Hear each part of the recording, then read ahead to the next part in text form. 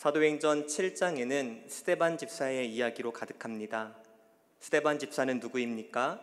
성령이 충만하고 타의 모범이 되고 누구보다 하나님을 사랑하며 하나님께 신실하게 충성스럽게 살았던 사람 중에 한 사람입니다.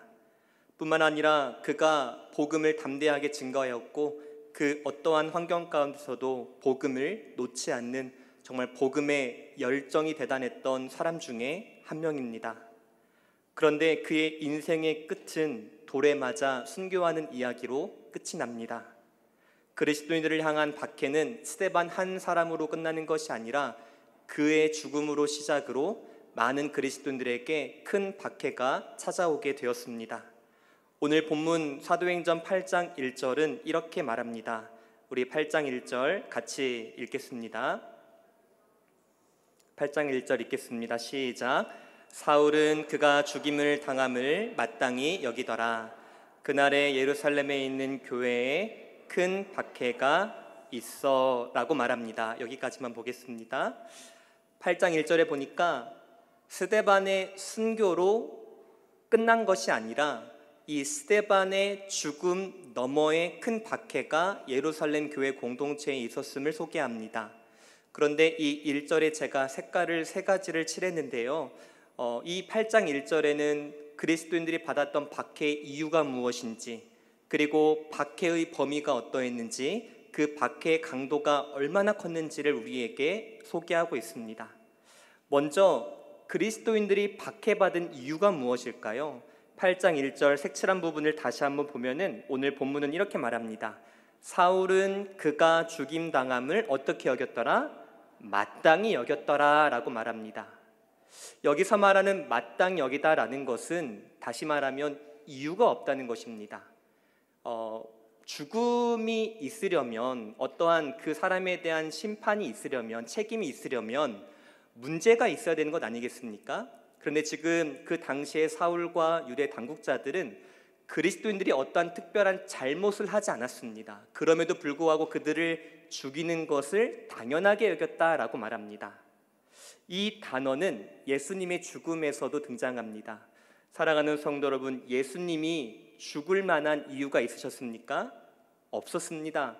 당시 그리스도인들 뿐만 아니라 유대인들, 나아가 종교 지도자들이 봤을 때 예수님은 오히려 죽임 당할 자가 아니라 오히려 높임 받아 마땅한 분이셨습니다.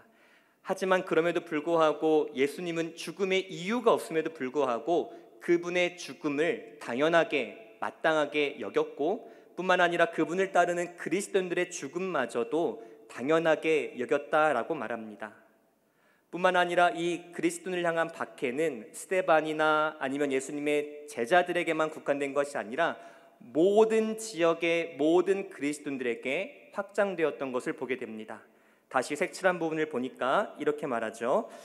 사울은 그가 죽임당함을 마땅히 여기더라. 그날에 예루살렘에 있는 모든 교회의 박해가 찾아왔다라고 말합니다. 그런데 이 박해의 강도가 얼마나 큽니까? 큰 박해라고 말합니다. 얼마나 큰지 오늘 누가는 3절에서 그 박해의 강도에 대해서 이렇게 설명합니다. 우리 3절 같이 읽겠습니다. 시작. 사울이 교회를 잠멸할새 각 집에 들어가 남녀를 끌어다가 옥에 넘기니라. 그리스도인들이 받았던 박해, 고난, 그 강도는 얼마나 컸을까요? 3절에서는 잠멸했다라고 표현합니다. 이 잠멸하다라는 단어는 사나운 들짐승이 물어뜯어 죽이는 모습을 연상시킵니다. 마치 산속에 살던 멧돼지가 밭으로 내려와서 그 모든 농작물들을 파헤치는 모습을 연상시킵니다. 그러니까 그 당시의 종교 지도자들과 당국자들은 그리스도인들을 마치 들짐승과 맹수가 먹잇감을 찾아 헤매이듯이, 그렇게 헐뜯듯이 이러한 강포한 모습을 가지고 그리스도인들을 핍박하고 잠멸했다라고 말하고 있는 것이지요. 사랑하는 성도 여러분, 우리 여기서 조금 어려울 수 있지만 한 가지 생각을 해보기를 원합니다.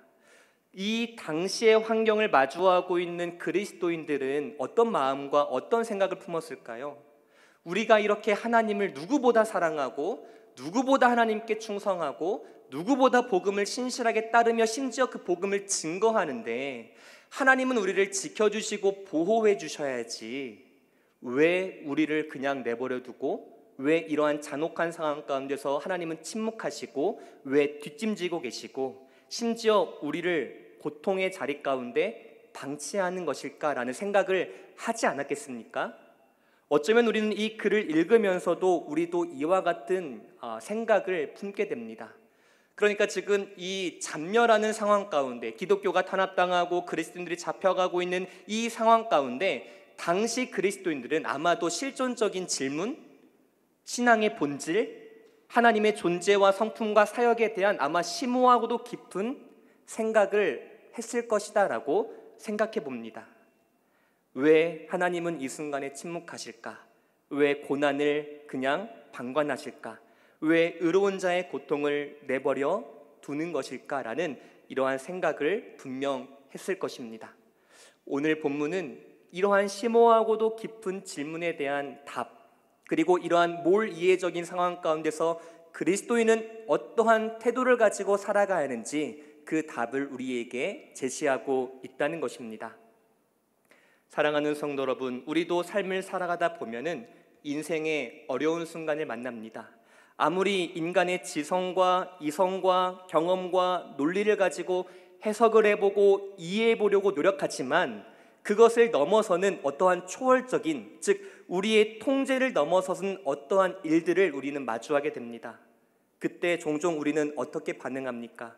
그것을 믿음으로 넉넉히 이기는 자들도 있지만 덜어는 그 상황에 함몰되어서 낙심하고 넘어지고 동굴 깊은 곳에 숨는 영혼들도 종종 있다는 것이죠. 과연 이러한 상황을 그리스도인들은 어떻게 마주해야 하는 것일까요?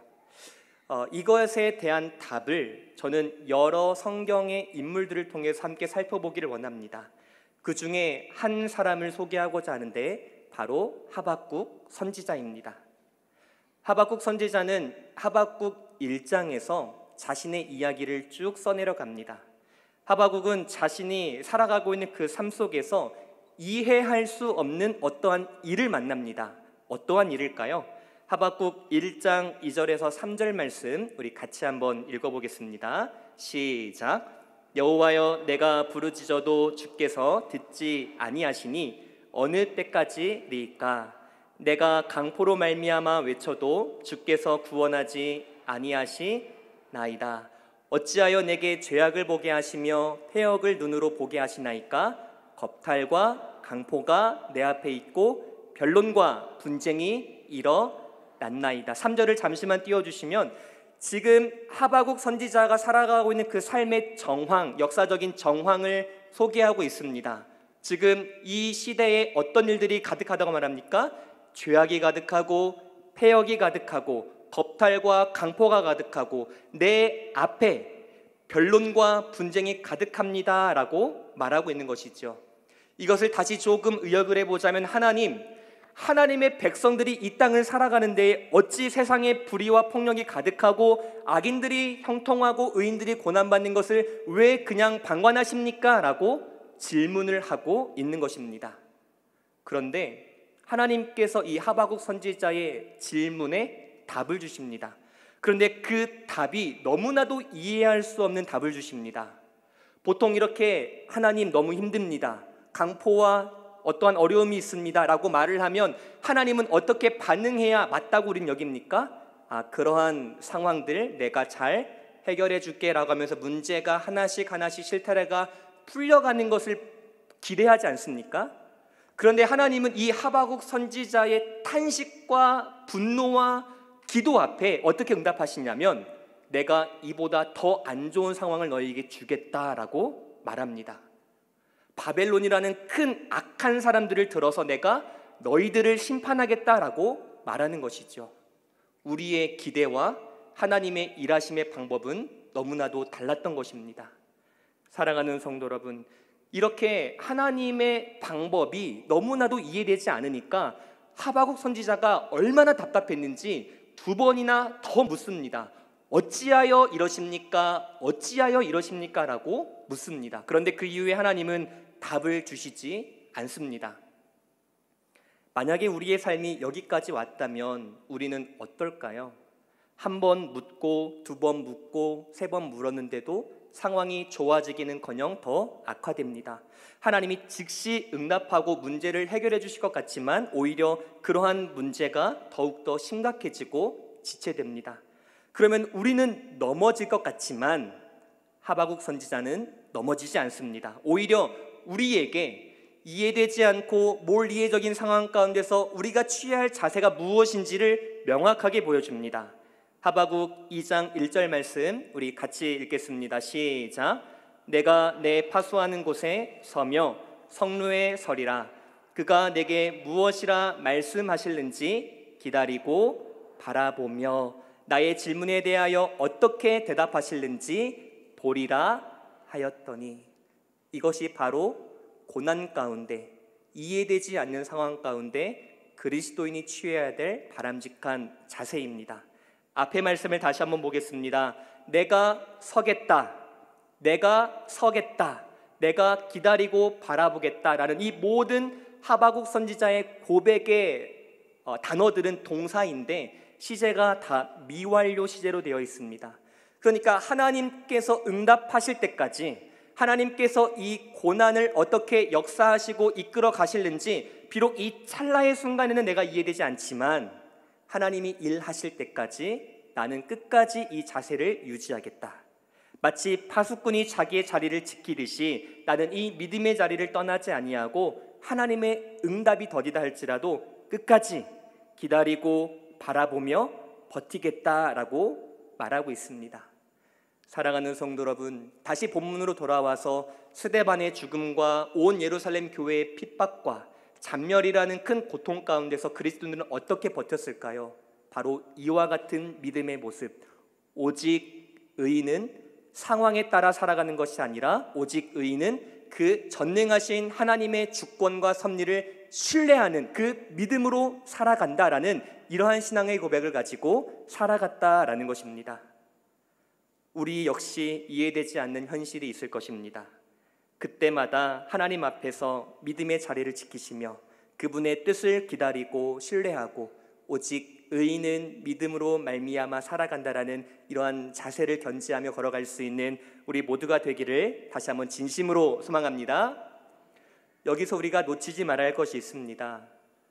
우리가 삶을 살아가다가 마주하는 어떠한 환경들, 문제들, 그때 우리가 취해야 할 자세는 내 생각에 하나님을 끼워 맞추는 것이 아니라 하나님의 생각에 내가 순종할 수 있어야 한다는 것이죠. 아까 전에 말씀드렸던 두 가지 질문, 왜 하나님은 침묵하시지? 왜 하나님은 우리를 내버려 두시지라는 이 질문을 바꿔보자면 하나님은 내 생각대로 움직여야 하나님이다 라고 말할 수 있는 것입니다. 그런데 여러분 생각해 보십시오. 만약에 신이 있는데 그 신이 인간의 생각대로 움직인다면 그것은 신이 아니라 우상이지 않을까요? 하나님이 내 생각대로 움직이지 않는다라는 것은, 하나님이 나의 생각과 이성에 이해되지 않는다라는 것은 그분이 진짜 참 하나님이기 때문이라는 것을 우리에게 증명한다라는 것이죠. 이해되지 않는다고 하여서 그분의 존재가 부인되는 것이 아니라 오히려 이해되지 않고 초월적으로 일하시기 때문에 그분이 진짜 하나님이라는 것을 우리가 고백할 수 있어야 한다라는 것입니다. 사랑하는 성도 여러분, 상황은 똑같습니다. 고난 계속될 것입니다. 문제 여전할 것입니다. 이전에 경험했던 아픔과 눈물보다 앞으로 우리가 마주할 눈물과 아픔과 여러 가지 상황들은 더 심각할 것이고 더 여러 가지가 찾아올 것입니다. 그때 상황을 주목하는 것이 아니라 이 상황을 주관하고 계시는 하나님의 섭리를 기억하면서 걸어가는 것, 즉 상황에 함몰되는 것이 아니라 상황을 하나님의 시선에서 재해석함으로 하나님을 바라보고 걸어가는 것, 이것이 바로 고난을 마주하는 참된 자세다라는 것을 우리가 꼭 기억할 수 있기를 다시 한번 진심으로 소망합니다. 그러면 오늘 8장 1절로 3절에 이어서 과연 이 고난이 하나님의 시선에서는 어떻게 역사하는 도구가 되는지 우리가 그 부분을 함께 살펴보도록 하겠습니다. 먼저 오늘 본문 사도행전 8장 4절입니다. 우리 함께 읽겠습니다. 시작. 그 흩어진 사람들이 두루다니며 복음의 말씀을 전할세. 아멘. 인간의 눈으로는 이 고난과 박해가 마치 절망이고 패배고 끝처럼 여겨졌습니다. 하지만 하나님의 시선에서 이 고난을 재해석해 보니까 멈춤이 아니라 시작이었던 것이지요. 오늘 본문은 교회가 박해로 인해서 흩어졌다고 말합니다. 하지만 흩어질 때 사람만 흩어진 것이 아니라 복음도 함께 흩어졌다라고 말합니다. 예루살렘 안에만 갇혀있던, 머물러있던 그 복음이 비로소 유대와 사마리아와 땅끝까지 흩어지는 계기가 되었다라고 말하는 것이죠. 결론은 고난이라는 것은 하나님의 뜻을 이루는 은혜의 도구였다라고 우리가 고백할 수 있습니다. 사랑하는 성도 여러분, 오늘 나에게 찾아온, 지금 내가 경험하고 있는, 겪고 있는 어떠한 문제가 있습니까? 고난이 있습니까? 아픔과 눈물이 있습니까? 그것은 은혜의 수단이요 축복의 통로가 되는 줄 믿습니다. 그렇게 바라보는 것이 정신승리가 아니라 하나님의 시각으로 재해석할 수 있는 능력이라는 것이지요. 복음이 흩어졌습니다. 흩어지니까 그 복음이 어떻게 사람들을 바꿉니까? 사도행전 8장 5절 말씀 우리 같이 읽겠습니다. 시작. 빌립이 사마리아 성에 내려가 그리스도를 백성에게 전파하니, 그 전파를 하니까 8장 6절에 사람들이 이렇게 반응합니다. 같이 읽겠습니다. 무리가 빌립의 말도 듣고 행하는 표적도 보고 한 마음으로 그가 하는 말을 따르더라. 고난이 끝인 줄 알았습니다. 하지만 고난과 함께 복음을 가지고 흩어졌더니 그 복음이 또 다른 생명을 낳고 그 또 다른 생명이 주의 말씀을 듣고 순종하며 예수 그리스도를 영접하는 놀라운 역사가 이루어졌다는 것이죠. 그리고 8절에 이 상황을 모두 다 역전시키는 중요한 단어 하나가 등장합니다. 우리 믿음으로 같이 한번 읽어보겠습니다. 시작. 그 성에 큰 기쁨이 있더라. 아멘.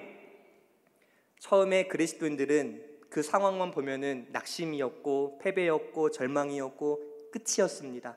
아, 이제 하나님이 우리를 버리셨구나, 나는 이제 더 이상 살아갈 수 없구나라고 그렇게 생각했을지 모르겠습니다. 그런데 하나님의 시선과 하나님의 주권과 섭리 안에는 고난은 고난으로 끝나는 것이 아니라 큰 기쁨으로 가는 첫 관문이었던 것이지요. 사랑하는 성도, 우리가 믿음의 눈을 열어서 이러한 큰 기쁨으로 가는 이 길을 바라볼 수 있기를 다시 한번 진심으로 소망합니다. 복음의 씨앗은 고난이라는 거친 땅에 심겨졌지만 하나님의 능력으로 뿌리내리고 결국 풍성한 열매를 맺게 된다라는 것이지요. 따라서 고난을 단지 고난으로만 보지 마시고 핍박을 그냥 핍박으로만 여기지 마시고 하나님께서 나의 이 고난과 상처와 아픔을 어떻게 사용하셔서 어떠한 사람을 살리고 어떠한 사람에게 큰 기쁨을 증거하는 매개체로 나의 고난을 삼으실까라는 이러한 놀라운 믿음을 가지고 살아갈 수 있는 우리 모두가 되기를 진심으로 소망합니다. 이러한 삶을 잘 보여주는 구약의 한 인물이 있습니다. 누구일까요? 다윗입니다. 다윗의 이야기, 사무엘상 19장에서 22장 초반까지 보면은 정말 말할 수 없는 다윗의 기구한 인생, 정말 눈물 없이 읽을 수 없는 그 다윗의 이야기가 펼쳐집니다.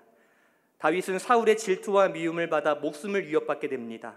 사울은 여러 번 다윗을 죽이려고 했고 결국 다윗은 왕궁을 피해 광야 이곳저곳을 전전하게 됩니다. 여러분, 이때까지만 해도 다윗의 인생은 끝이라고 여겨졌습니다. 더 이상 그는 회복할 수 없고 살아갈 수 없는 삶이라고 여겨졌을 것입니다. 하지만 그 순간순간마다 도망다니고 숨고 헐벗고 굶주리고 밤을 지새우고 마음 졸이고 두려워하고 이러한 삶을 쭉 지내오다가 아둘람 굴이라는 곳에 피했더니 하나님께서 그곳에 누군가를 만나게 하십니다. 사무엘상 22장 1절과 2절 말씀 우리 같이 읽겠습니다. 시작. 그러므로 다윗이 그곳을 떠나 아둘람 굴로 도망하매 그의 형제와 아버지의 온 집이 듣고 그리로 내려가서 그에게 이르렀고 환난당한 모든 자와 빚진 모든 자와 마음이 원통한 자가 다 그에게로 모였고 그는 그들의 우두머리가 되었는데 그와 함께한 자가 400명 가량이었더라. 아멘. 아둘람굴로 피하니까 여러 부류의 사람들이 나옵니다. 환난당한 자, 마음이 원통한 자, 빚진 자, 이들을 세상의 기준으로 본다면 완전 실패한 인생들입니다. 맞죠? 어느 누구 하나 거들떠 보지 않는 사람들이었을 겁니다. 그래서 아마도 이 사람들은 공동체와 따로 어딘가에 숨어서 살아가지 않았을까라는 추측을 해봅니다. 그런데 다윗을 만나고 다윗이 함께 울고 웃어주고 그들의 마음을 공감해주고 비로소 한 영적인 공동체가 되며 다윗은 이들의 영적인 리더가 됩니다. 이렇게 이 삶이 가능했던 이유가 어디에 있었을까요? 바로 다윗이 지나온 모든 날 동안 겪었던 그 아픈 상황들, 고난의 상황들, 그 시절과 그 환경들을 겪어왔기 때문에 이들의 삶을 공감할 수 있고 이해할 수 있고 품어줄 수 있는 능력이 있었다라는 것이죠. 그러니까 이것을 단지 다윗의 관점에서 이해하는 것이 아니라 하나님의 관점에서 이해하자면, 하나님은 왜 다윗을 쫓기게 하시고 도망가게 하시고 그 광야길에서 밤을 지새우며 두려움과 떨림으로 살아가게 하셨을까? 바로 이 사람들을 만나 위로하고 이 사람들을 영적인 공동체로 만들고 비로소 예루살렘을 이끌고 나아갈 그 강한 군사로 만들기 위하여서 다윗의 인생을 그렇게 인도하셨다라는 것이죠. 나의 아픔은 누군가의 회복을 위한 도구가 될 것입니다. 이것을 믿을 수 있기를 간절히 소망합니다. 제가 결혼하기 전에는 가정에 대한 이해가 조금은 부족했습니다. 그리고 결혼하기 이전과 이후에 정말 생각의 변화가 많아졌고 그동안 생각해보지 못했던 것을 참으로 많이 생각하게 되었습니다. 가정이 이래서 소중하고 자녀가 이래서 축복이고 정말 결혼하지 않았다면 알지 못했을 것을 정말 많은 것을 깨닫고 발견하게 됩니다.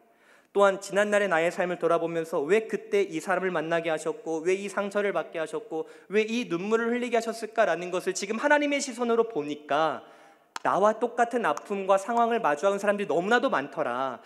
그들에게 다가가서 복음을 전하고 그들을 회복시키기 위해서 나를 사용하시고자 그 상황을 나에게 미리 경험하게 하시고 맛보게 하셨구나라는 이 하나님의 놀라운 계획을 이해하니까 앞으로 찾아올 나의 고난이 고난으로 보이지 않는다라는 것이죠.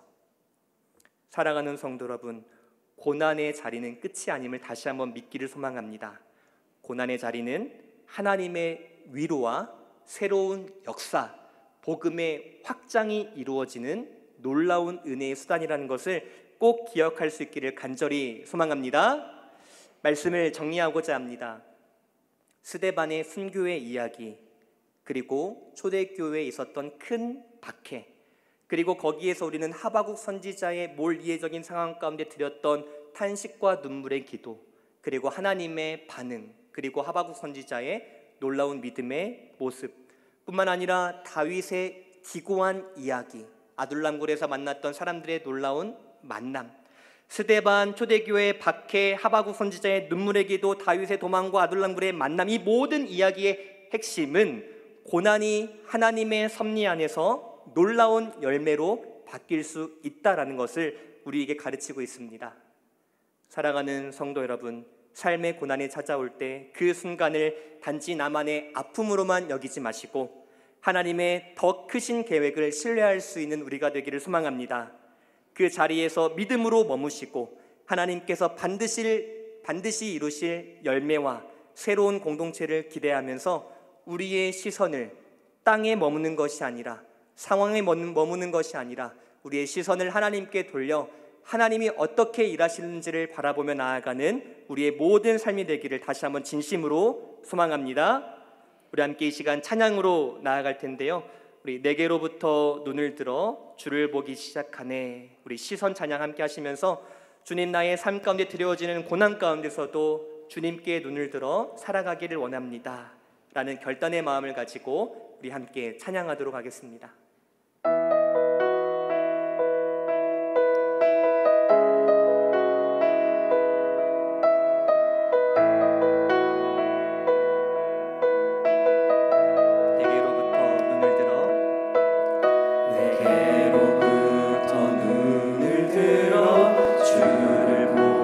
시작할 때 주의 일을 보겠네.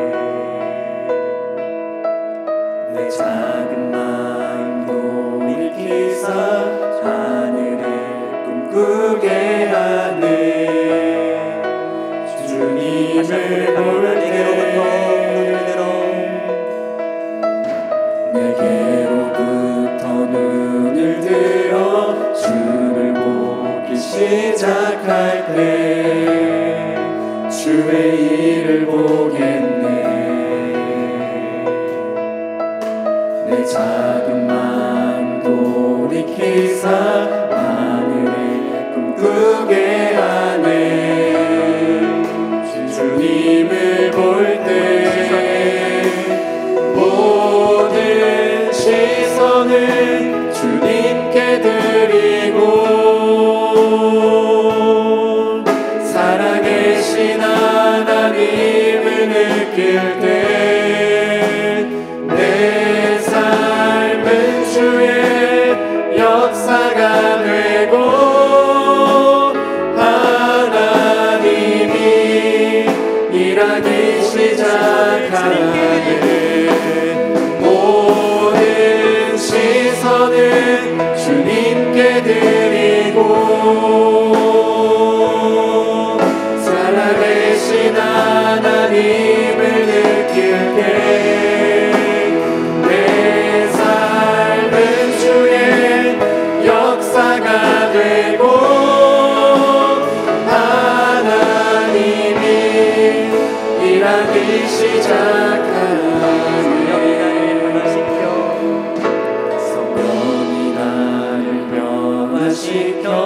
모든 두려움 사라질 때 주의 일을 보겠네. 황폐한 땅 한가운데서 주님 마음 알게 되리. 주님을 다시 한번 고백합시다. 성령이 나를 변화시켜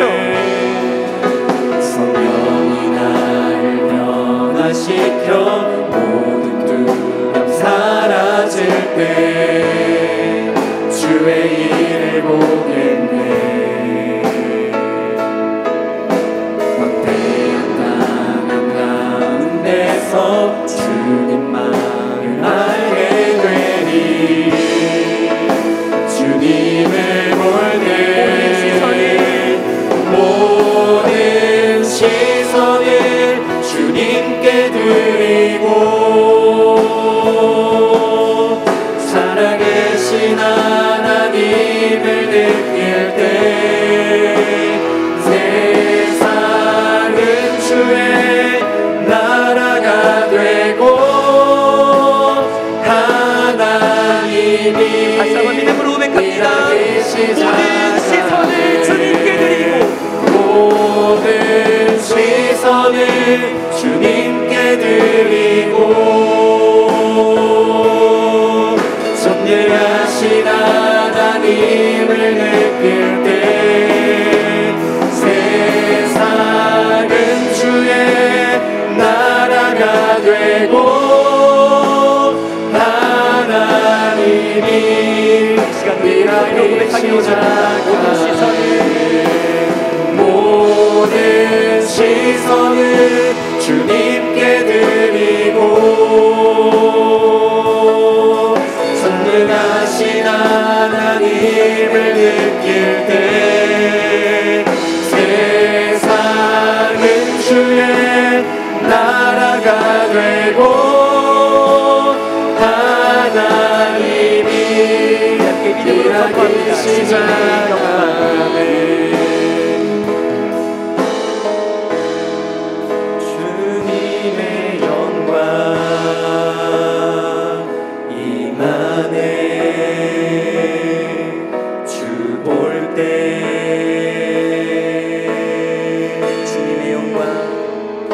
주님의 영광 임하네. 주 볼 때 목소리 높여 고백합시다. 주님의 영광 임하네. 주님의 영광 임하네. 우리 마지막으로 한 번 더 선포합시다. 주님의 영광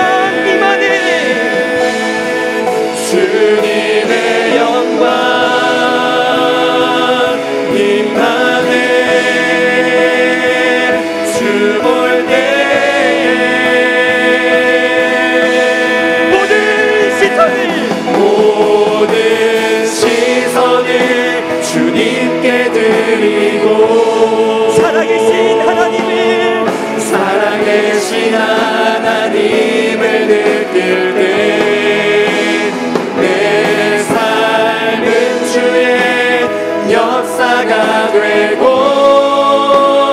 하나님이 우리 시간에 다시 한번 믿음으로 고백하며 나아갑니다. 모든 시선을 주님께 드리고 모든 시선을 주님께 드리고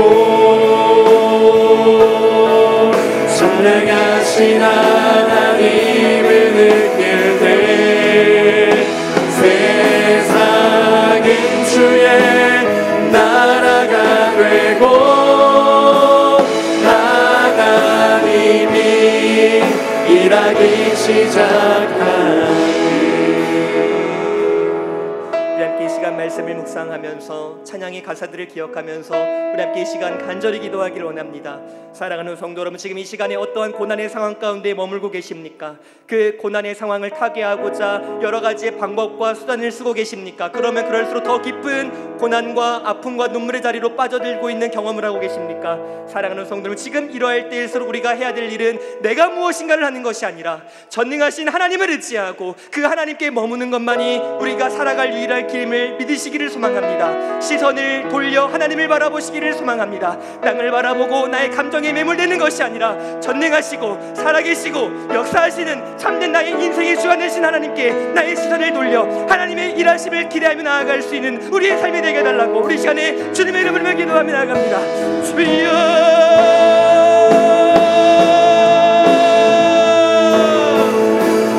모든 시선을 주님께 드리고 살아계신 하나님을 느낄 때 내 삶은 주의 역사가 되고 하나님이 일하기 시작하네 모든 시선을 주님께 드리고 선택하신 하나님을 느낄 때 세상은 주의 나라가 되고 하나님이 일하기 시작하네 모든 시선을 주님께 드리고 살아계신 하나님을 느낄 때 내 삶은 주의 역사가 되고 하나님이 일하기 시작하네 모든 시선을 주님께 드리고 선능하신 하나님을 느낄 때 세상은 주의 나라가 되고 하나님이 일하기 시작하네 모든 시선을 주님께 드리고 살아계신 하나님을 느낄 때 내 삶은 주의 역사가 되고 하나님이 일하기 시작하네 하나님 아버지 감사합니다. 초대교회에 큰 박해가 있었습니다. 눈물 지을 날 뿐이었습니다. 하지만 그 눈물을 눈물로 끝내지 아니하시고 하나님의 놀라운 섭리 안에서 또한 하나님의 그 전능하신 손길 아래서 그 눈물은 아침 기쁨으로 바뀌었던 것을 우리로 깨닫게 하심에 감사를 드립니다. 이것이 하나님의 일하심의 결과라는 것을 우리로 하여금 깨닫게 하심에 다시 한번 진심으로 감사합니다. 주님, 나의 삶에 지금 찾아 있는, 드리워져 있는, 또한 눈물을 흘리고 있는 어떤 문제가 있습니까? 주님, 이것을 땅의 지혜로 생각하는 것이 아니라 하늘의 지혜로, 사람의 시선으로 판단하는 것이 아니라 하나님의 시선으로 바라보고 해석하고 나아가는 우리 모두가 될 수 있도록 붙잡아 주시옵소서. 인내하게 하시고 굳게 서게 하시고 바라보게 하시고 하나님의 일하심을 기대하며 나아가는 우리 모두가 될 수 있도록 주님께서 친히 함께하여 주시옵소서. 이제는 우리 주 예수 그리스도의 놀라우신 은혜와 하나님 아버지의 그 크신 사랑하심과 성령 하나님의 교통하심이 비록 나의 삶 가운데에 이해되지 않는 어떠한 일이 있다 할지라도 이것이 하나님의 손에 있으니 이 또한 놀라운 은혜의 수단임을 고백하며 하나님의 일하심을 기대하며 고대하며 갈망하며 나아가는 우리 성도들의 머리머리 위에와 주님의 피로 값주고 사신 참당 겨자씨 교회 위에와 이 나라 민족 세계 열방 선교사님들 위해 이제로부터 영원토록 항상 함께 있을지어다. 아멘.